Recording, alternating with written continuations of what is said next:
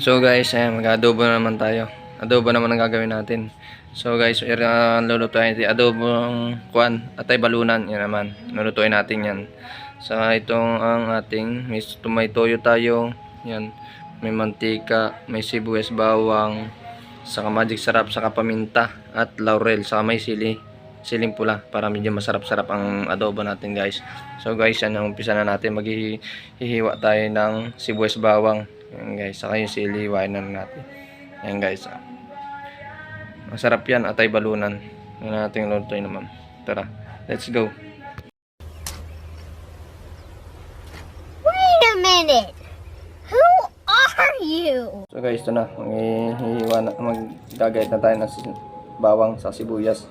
Saka yung sili natin.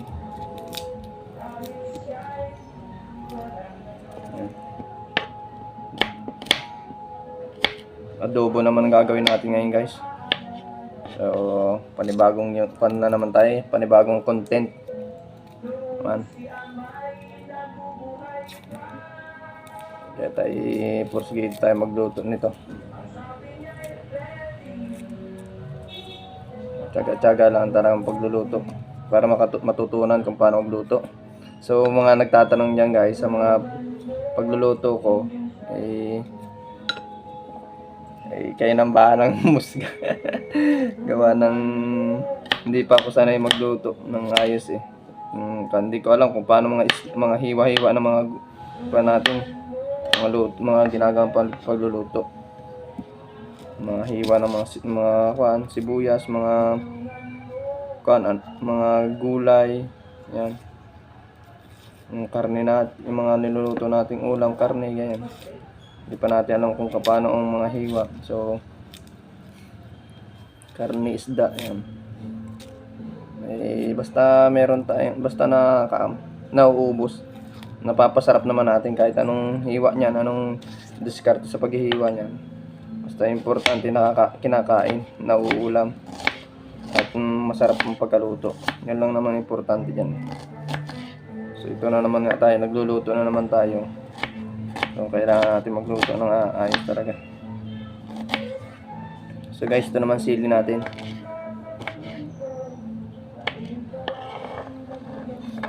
Sili naman.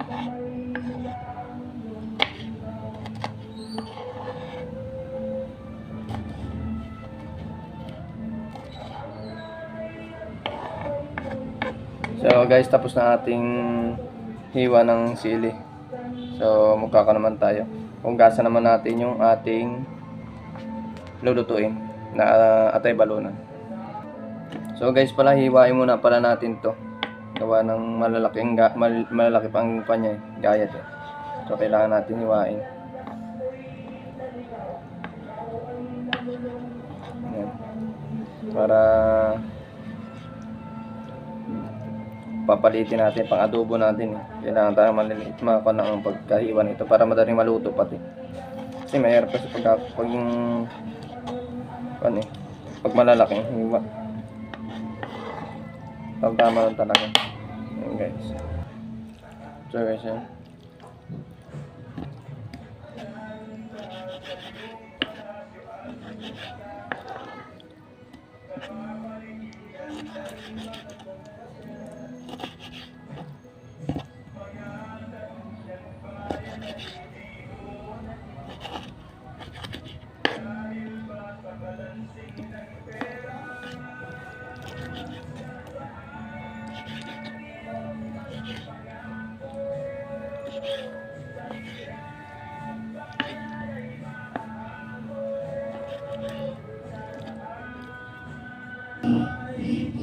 So guys, patapos na tayo sa ating paggagayat nito.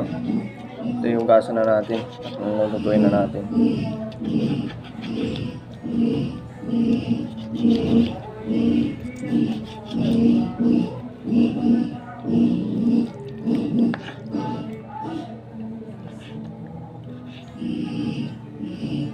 So guys, tapos na natin gayat. Hugasan na natin.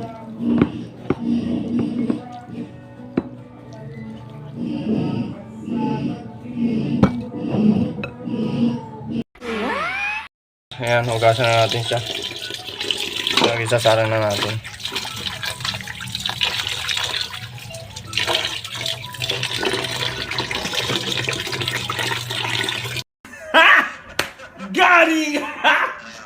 Got it! So guys, tapos na yung ating kanina, yung paghugas ng ating atay balunan. Yan, guys. So lulutuin na natin yan. Gigisa muna natin. Gigisa tayo ng sibuyas bawang muna bago ito. Nalagyan natin yan guys. So guys, ayan yung kawali natin. Sinarang na natin. Diyan natin adobohin ating adobo sa gata. Adobong atay balunan. Yan guys. So guys, yung ating kawali ilalagyan na natin ng mantika. Yan. So adobo sa atay balunan ng lulutuin natin. Adobohin naman natin siya. So konti lang ng mantika. Okay na yan. So guys, nilagay ko na nga yung bawang dyan. Ayan na yung bawang. Saka na natin yung bawang. So ang base niya nga maluto. Sunod natin dyan ay sibuyas. Yung guys, nilagay ko na din yung sibuyas sa sili. Gigisa natin siya. So magtatalabsikan niya. Kaya ito malakas ang apoy natin. Papainaan mo natin. Ayan guys. So guys, lalagyan natin itong ating atay balunan. Gigisa natin. Gisa muna natin yan para maluto. So gisa muna natin. So, lalagyan natin ng toyo. Mamaya. Mag-ubo naman gagawin natin yan.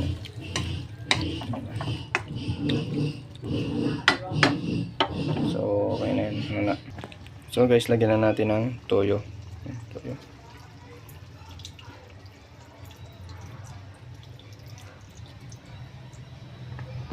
Sunod natin, guys, paminta.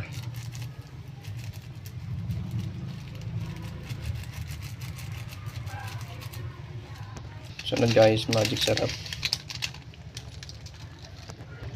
Saka laurel. Ayan. Laurel natin eh, no? So guys, haluin muna natin. So nagtubig na siya. Ayan. Ayan. So guys, lagyan natin tubig para daw mas masarap daw may sabaw. Ayan. So guys, bago tatakloban na natin, hintayin natin siya maluto. Yan guys, luto na ating adobo sa gata. Yan, kumukulo na. Anguin na natin yan guys. Kain na tayo. Yan. Sarap niyan. Paparami naman kain. Bakit ganyan na inaasal mo? Ano ba ang drama mo sa buhay? Wala na, finish na.